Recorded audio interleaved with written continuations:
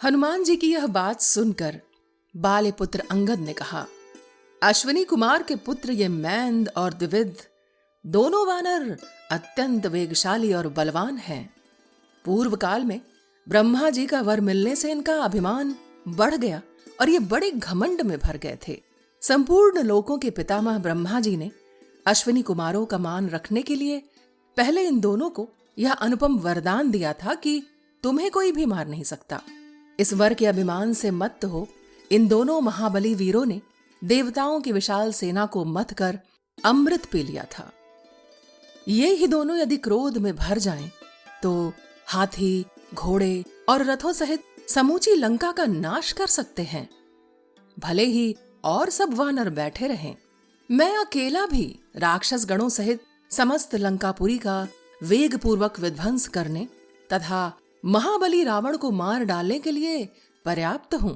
फिर यदि संपूर्ण अस्त्रों को जानने वाले आप जैसे वीर, बलवान, शुद्धात्मा, शक्तिशाली और विजयाभिलाषी वानरों की सहायता मिल जाए तब तो कहना ही क्या है। वायुपुत्र हनुमान जी ने अकेले जाकर अपने पराक्रम से ही लंका को फूंक डाला। यह बात हम सब लोगों ने सुन ही ली।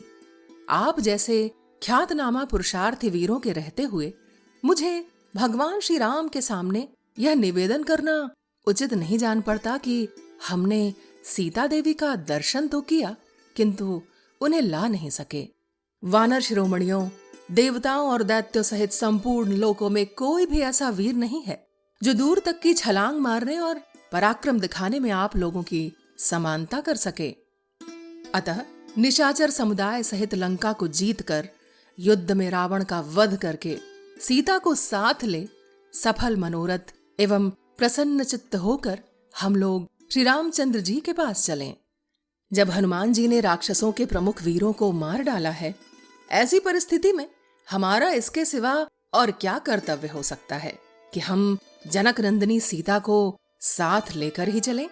कपिवरों, हम जनक किशोरी को लेकर श्री राम और लक्ष्मण के बीच में खड़ी कर दे। किष्किंधा में जुटे हुए उन सब वानरों को कष्ट देने की क्या आवश्यकता है। हम लोग ही लंका में चलकर वहां के मुख्य मुख्य राक्षसों का वध कर डालें। उसके बाद लौटकर श्री राम, लक्ष्मण और सुग्रीव का दर्शन करें। अंगद का ऐसा संकल्प जानकर वानर भालुओं में श्रेष्ठ और अर्थ तत्व के ज्ञाता जाम्बवान ने अत्यंत प्रसन्न होकर यह सार्थक बात कही। महाकपे, तुम बड़े बुद्धिमान हो, तथापि इस समय जो कुछ कह रहे हो यह बुद्धिमानी की बात नहीं है, क्योंकि वानर राज सुग्रीव तथा परम बुद्धिमान भगवान श्री राम ने हमें उत्तम दक्षिण दिशा में केवल सीता को खोजने की आज्ञा दी है, साथ ले आने की नहीं।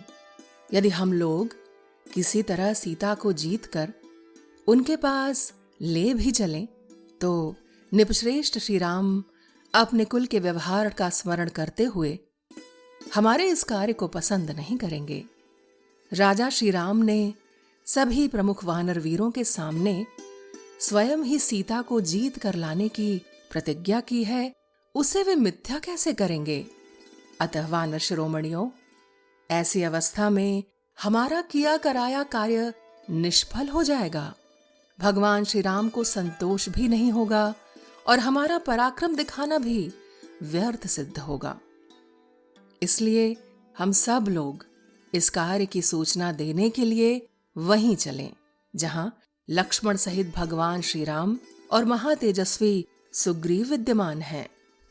राजकुमार, तुम जैसा देखते या सोचते हो यह विचार हम लोगों के योग्य ही है। हम इसे न कर सके ऐसी बात नहीं है। तथापि इस विषय में भगवान श्री राम जैसा निश्चय हो उसी के अनुसार तुम्हें कार्य सिद्धि पर दृष्टि रखनी चाहिए। इस प्रकार श्री वाल्मीकि निर्मित आज रामायण आदि काव्य के सुंदर कांड में 60वां सर्ग पूर्ण हुआ।